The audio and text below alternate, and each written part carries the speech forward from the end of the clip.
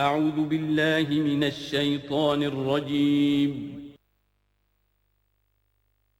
بسم اللہ الرحمن الرحیم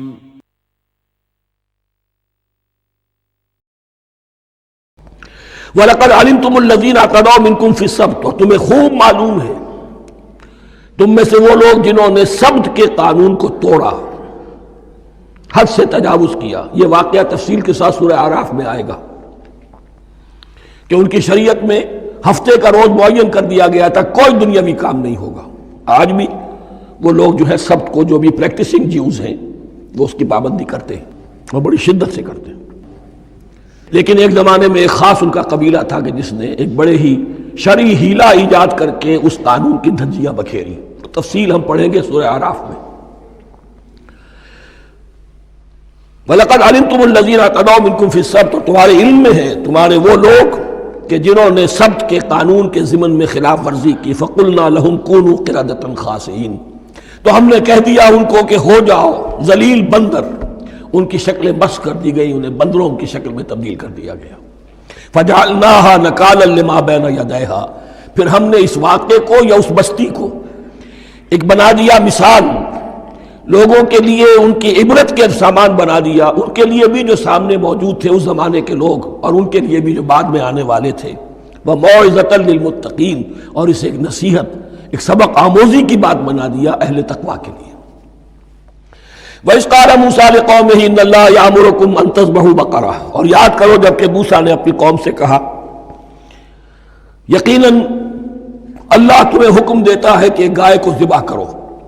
یہ واقعہ میں پہلے آپ کو بتا دوں، پھر ہم یہ آیات تیزی سے پڑھ لیں گے۔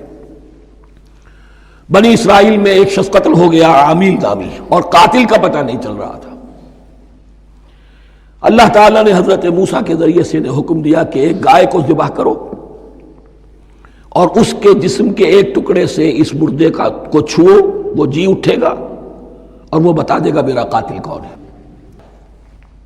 اب یہ معجزات کی شکل ہے جو بار بار آ رہے ہیں، اور سابق اس امت کے اندر معجزات کا آپ کو بہت عمل دخل ملے گا۔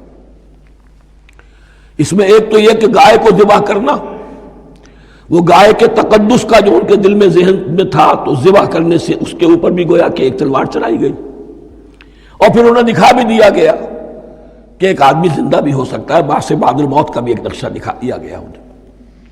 لیکن انہیں جب یہ حکم ملا اور ان کے دلوں کے اندر وہ بچڑے کی اور گائے کی تقدیس جو ہے وہ پلی ہوئی تھی، اب انہوں نے سوال کر کے کسی طریقے سے بچنے کے لیے مین میخ نکالی، کیسی گائے ہو، کیا رنگ ہو، کس طرح کی ہو، کس عمر کی ہو۔ بالآخر یہ کہ جب ہر طرف سے گھیراؤ ان کا ہو گیا اور سب چیزیں جو ہیں ان کے سامنے واضح کر دی گئیں، تب انہوں نے یوں سمجھیے چاروں ناچار بادل ناخواستہ اس حکم پر عمل کیا۔ بس اب ترجمہ کر لیجئے۔ وَإِذْ قَالَ مُوسَىٰ لِقَوْمِهِ إِنَّ اللَّهَ يَأْمُرُكُمْ أَن تَذْبَحُوا بَقَرَةً، اور یاد کرو جب کہ موسیٰ نے کہا اپنی قوم سے کہ اللہ حکم دیتا ہے تمہیں کہ گائے کو ذبح کرو۔ قَالُوا أَتَتَّخِذُنَا هُزُوًا، انہوں نے کہا کیا آپ ہمارے ساتھ کوئی ٹھٹھا کر رہے ہیں، مذاق اڑا رہے ہیں، یہ کیا بات آپ کہہ رہے ہیں؟ قَالَ أَعُوذُ بِاللَّهِ أَنْ أَكُونَ مِنَ الْجَاهِلِينَ، فرمایا میں اللہ کی پناہ طلب کرتا ہوں اس سے کہ میں جاہلوں میں سے ہو جاؤں، کہ میں ان دین کے معاملات کے اندر استہزاء اور تمسخر کو شامل کر دوں۔ قالوا ادع لنا ربك يبين لنا ما هي، اب انہوں نے کہا اچھا ایسی بات ہے تو ذرا اپنے رب سے دعا کیجئے کہ وہ ہم پر واضح کر دے کہ وہ کیسی ہو۔ قال انه يقول، حضرت موسیٰ نے فرمایا اللہ تعالیٰ فرماتا ہے انها بقرة لا فارض ولا بکر، وہ ایک ایسی گائے ہونی چاہیے کہ جو نہ بوڑھی ہو نہ بالکل بچھیا ہو، عوان بین ذالک، ان کے بین بین ہو۔ فَفَعَلُوا مَا تُؤْمَرُونَ، تو اب کر گزرو جو تمہیں حکم دیا گیا۔ قَالُوا ادْعُ لَنَا رَبَّكَ يُبَيِّن لَنَا مَا لَوْنُهَا، اب انہوں نے پھر کہا ذرا ایک دفعہ اور دعا کیجئے اپنے رب سے، وہ ہمیں بتا دے اس کا رنگ کیسا ہونا چاہیے۔ قَالَ إِنَّهُ يَقُولُ إِنَّهَا بَقَرَةٌ صَفْرَاءُ فَاقِعٌ لَوْنُهَا تَسُرُّ النَّاظِرِينَ، فرمایا اللہ فرماتا ہے کہ وہ گائے ایسی ہونی چاہیے زرد رنگ، شوخ رنگ، شوخ زرد رنگ کی، چمکیلی، جو دیکھنے والوں کو خوب اچھی لگے، پسند آئے، دل میں کھپ جانے والی۔ اب جو زیادہ سے زیادہ ان کے ہاں مقدس سمجھے جاتے تھی گائے، رفتہ رفتہ سوال کر کے اگر پہلے ہی حکم پر وہ کر دیتے تو کسی بھی گائے کو ذبح کر دیتے۔ لیکن یہاں گھیراؤ ان کا ہو رہا ہے کہ جس کی تقدس کا ان کے ذہن میں زیادہ سے زیادہ تاثر ہے اسی کو واضح کیا جائے۔ قالوا ادع لنا ربک یبین لنا ما ہی، پھر انہوں نے کہا ذرا اللہ سے دعا کیجئے اور وہ ہمیں یہ بتائے کہ وہ کیسی ہو۔ ان البقرہ تشابہ علینا، یقیناً ہم کچھ شبہ میں پڑ گئے ہیں، یہ گائے کا معاملہ مشتبہ ہو گیا ہے ہم پر۔